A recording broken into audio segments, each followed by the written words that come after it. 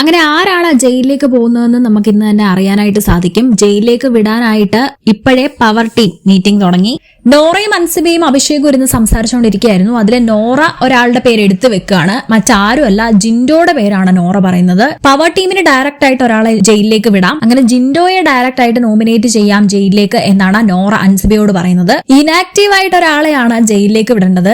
B hotel ടാസ്കിൽ അത്ര നന്നായി പെർഫോം ചെയ്തതിന്റെ അടിസ്ഥാനത്തിൽ പവർ ടീമുമായി മത്സരിക്കുകയും മത്സരത്തിൽ വിജയിക്കുകയും ചെയ്ത ടീമാണ് ജിൻഡോയുടെ ഡെൻ. അങ്ങനെ അടുത്ത ആഴ്ച പവർ റൂമിലേക്ക് കയറാൻ യോഗ്യനായി നിൽക്കുന്ന ഒരാളെ ജയിലിലേക്ക് വിടാമെന്നാണ് നോറ പറയുന്നത്. ഇവിടെ നോറയുടെ വ്യക്തിപരമായിട്ടുള്ള പക തന്നെയാണ് കാണാൻ പറ്റുന്നത്. ജിൻഡോയ്ക്ക് ഇത്രയും സപ്പോർട്ട് കിട്ടുന്നത് കൊണ്ടാവാം നോറയ്ക്ക് ഇത്ര അസൂയ. നോറ അൻസിബയോട് പറയുന്നത് ഇങ്ങനെയാണ്: ജാസ്മിനും ജിൻഡോയും തമ്മിൽ സംസാരിച്ചുകൊണ്ടിരുന്ന ഞാൻ ആണായതുകൊണ്ടാണ് വിയർക്കുന്നത് എന്ന് പറഞ്ഞു എന്ന് ഈ ഒരു സ്റ്റേറ്റ്മെന്റ് ആണ് നോറ പറയുന്നത്. ജിൻഡോയെ ജയിലിലേക്ക് അയക്കാനായിട്ട് വേറെ കാരണങ്ങളൊന്നുമില്ല, എന്നാൽ കാരണങ്ങൾ കണ്ടെത്തുന്ന നോറേനെയാണ് അവിടെ കാണാൻ സാധിക്കുന്നത്.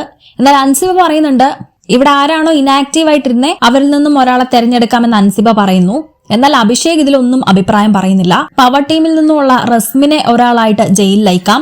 കാരണം കഴിഞ്ഞ ബിഗ് ബോസ് ടാസ്കിൽ പവർ റൂമിലെ ഒരാളായിരുന്നിട്ടും ജാസ്മിന് നേരെ കൈവച്ചത് റസ്മിനാണ്. അതോടൊപ്പം തന്നെ ബി ഹോട്ടൽ ടാസ്കിൽ പങ്കെടുക്കാതെ അവരുടെ ഈഗോയാണ് വലുതെന്ന് പറഞ്ഞ് ടണൽ ടീം ടാസ്കിൽ നിന്ന് മാറി നിന്നു. അപ്സരയും ശരണ്യയും നന്ദനയും സായുവാണ് ടാസ്കിൽ പങ്കെടുക്കാതെ മാറി നിന്നത്.